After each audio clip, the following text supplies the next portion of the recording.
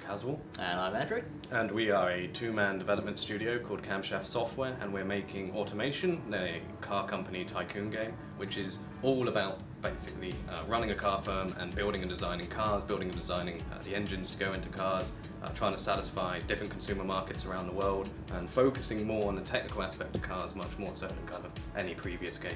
We pretty much started making this game because we were at one point a few years ago looking for a game like this to play where you could run a car company, but unfortunately the only previous games that have done it are A, very old, and B, they didn't really cover the subject with the kind of passion that we were looking for. You may as well have been selling fridges. There was really no car enthusiasm in them. Ooh, you've got a better compressor. And yeah, exactly.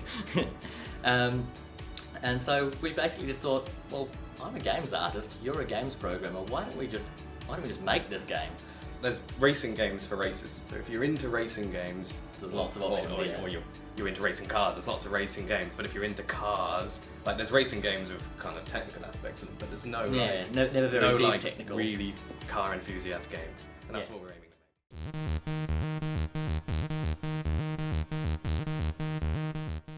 In fact, no, I think I did something really odd. I think I actually did something like that. Yeah. You really like making ugly cars, I don't you? do like making ugly cars.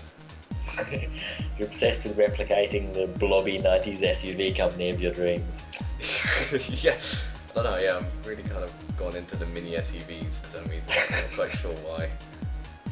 Because you're a terrible person. block sizes and make everything like linearly scale up from small to large. with then a limit on how over square or under square you can make it. Like so you can't make something like, I'm going to make my 10-litre engine by giving it 30cm bore and like a 10mm stroke or something. Yeah.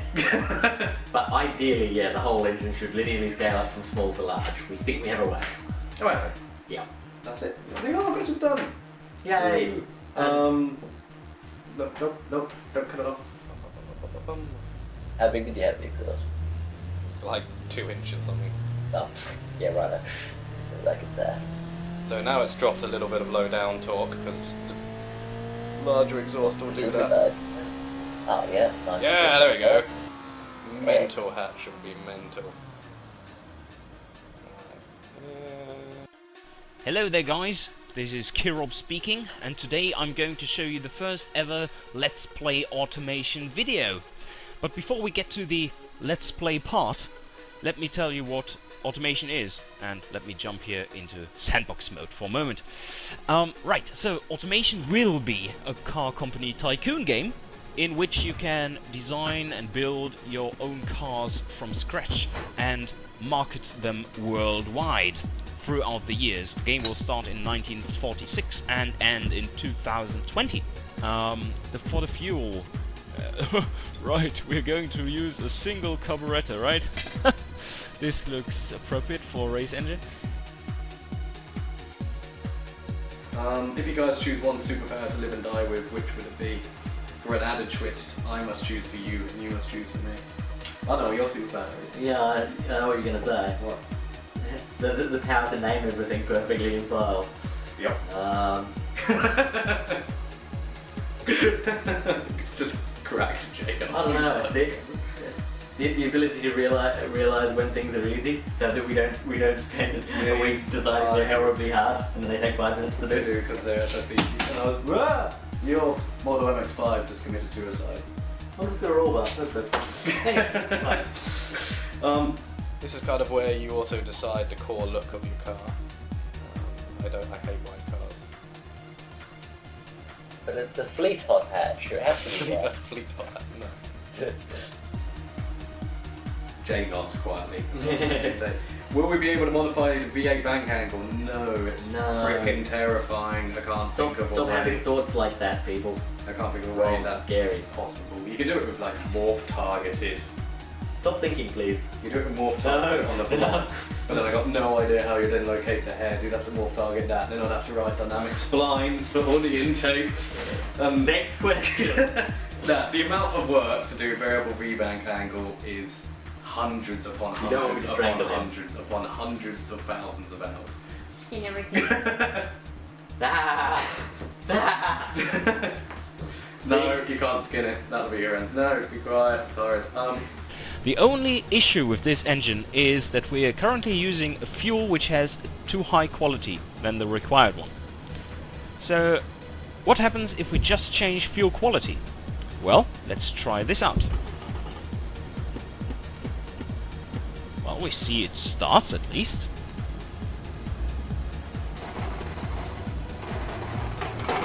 Ouch! Okay, first of all, we have a glorified food blender, as you can see here in those numbers.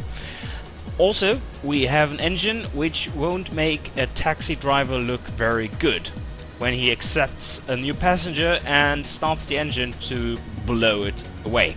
8.1 liter inline 6, you were complaining about, I cannot fit large enough engines in the engine bay. So, that's what you get. So shut up. Choose the engine. And yeah, that's kind of big. And no, Mr. Pipe, you're not supposed to go there. That's forbidden territory. Turns out people were kind of complaining that they didn't experience the whole amount of downforce which they were promised while cruising at 30 kilometers an hour through town. So the master engineers at Kilrob Automotives have now attacked this problem by slightly modifying the aerodynamic design of the car, as you can see. And let's see what our downforce graph does. That is quite significant, I would say. At 200 kilometers an hour, it has 400 kilos of downforce. That's not too bad. That's not too bad. And the fun thing here is, let's see, where do we have it? Yes, it is actually pulling 1.2 Gs at 87.5 kilometers an hour. So indeed, you can drive around the city. Or, well, you shouldn't do it at 87.5, but you will already feel the downforce. You don't even have to put your mom on the passenger seat in order to get enough downforce, if you catch my meaning. Hey guys, this is Matt speaking, and today we're going to build a 1970s coupe. Okay, moving on. Wings. We need them in the front, we need them in the back, we need them everywhere. Oh, there's a fwing. That's for front downforce.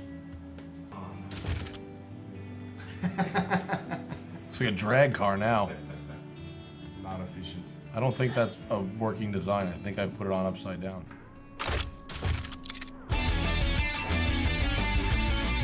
Hey guys, this is Kirov speaking, and today we are going to build a car from start to finish, as you will be able to do in the Steam Early Access version of the game. This just transformed nicely. We can have the the extra door thing. So let's put a turbo on there. And of course, I forgot the compression. Now let's put this one to 7.0. Fully clad under tray. We already have a lot of downforce. Well, it's just a little bit of lift, which means the car has a lot of downforce to offset the natural lift.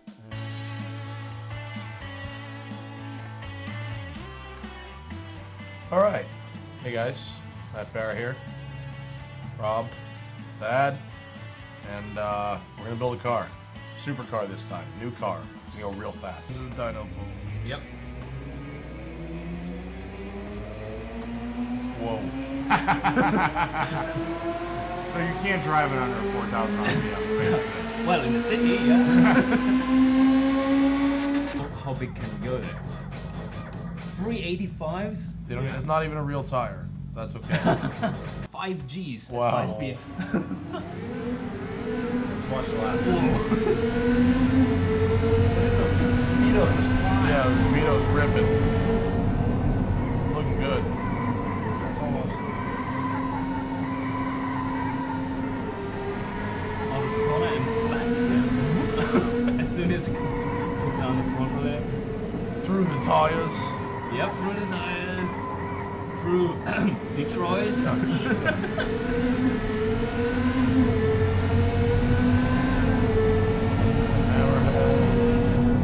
2 Gs while braking. Wow. It's pretty good. Alright, here we go. This should be good. Second gear pull.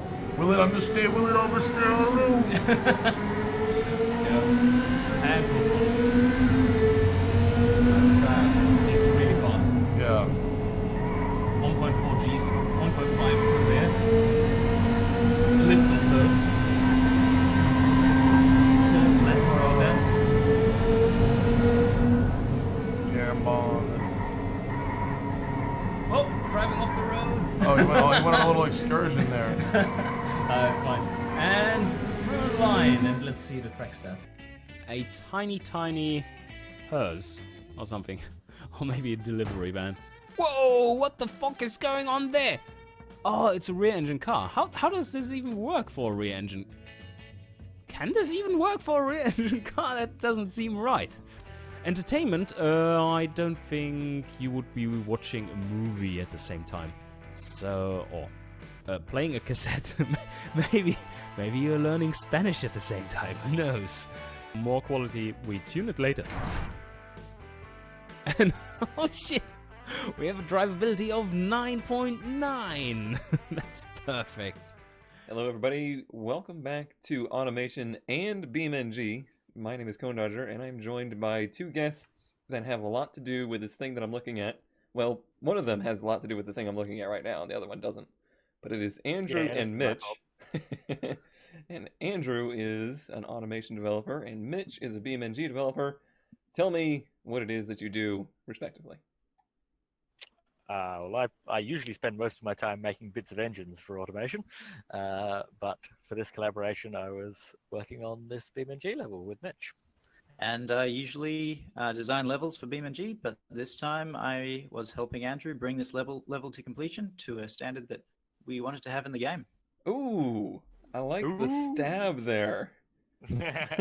What's a bit of a okay. We've been taking jabs at each other the whole time.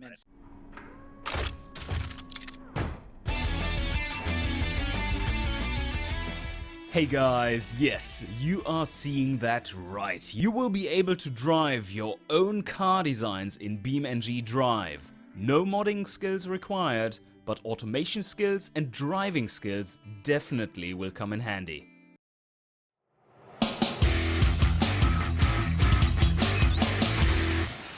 Hey guys, this is Kirob speaking, and in today's episode of Great Engineer, Terrible Driver, we are going to design a 1985 heavy utility vehicle in automation and hot lap it in BeamNG Drive on the automation test track. What driver score will I achieve today? We shall find out. So the results are in 3 minutes 11:64 in automation and 2 minutes 55:25 in BeamNG.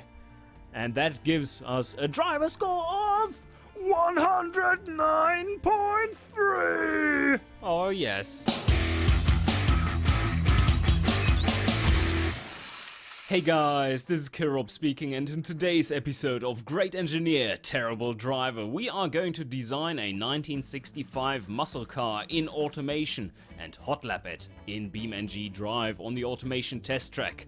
What driver score will I achieve today? We shall find out. Oh, the muscle car. The muscle car. The triggering will be real. If you have an irrational emotional attachment to car history, you might want to switch off. No, this is not a utility vehicle, so we're not fucking using ladder frame. That is fucking stupid. I actually think this is one of my better designs. One of my better designs. Oh yeah, someone was pointing out in one of the last videos, like, oh no, your turbine is dying! What?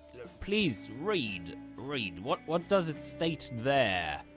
Yeah, exactly. It's the flow. It's only airflow. If it's red, that just means the engine is strangled. Doesn't mean the engine is going kaput. No kaput. Kaput is bad. Oh, come on! Oh, there's a driver score! Holy shit, yes! Oh my god, this is the setup for a Le Mans car. You, my engineers, let's tone that one down a bit, shall we?